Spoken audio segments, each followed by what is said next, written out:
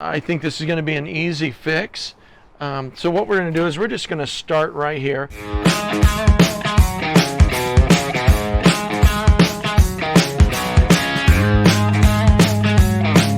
Okay, so the first thing we need to do is we need to dress the edges where we're going to apply the gasket, because this comes with an oil to help prevent it from rusting. As you can see, there's still some up here on the door. So we're going to take that down, and what we used was alcohol, just rubbing alcohol, and give it a good rub down, and that will help clean the surface so that the adhesive from the gasket should stick a lot better.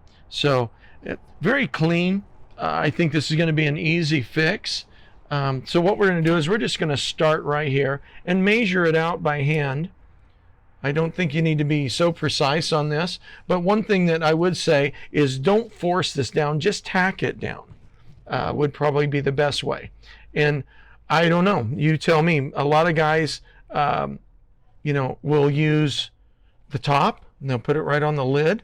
You could do that inside the lid or along the rail where the lid will rest, and that's where I'm going to put ours. So if something happens and we mess up, guess what? This is pretty inexpensive. If you want a link, there's a link to this down below so that you can order it. But this one I think cost us I think $12, something like that. But it's something that I think everybody needs. And another thing is, this is the gasket that's Nomex.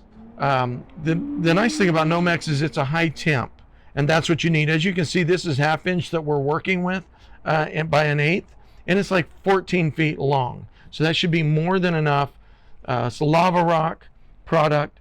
Should be more than enough to cover your smoke box and the smoker side of your grill, the smoker door. So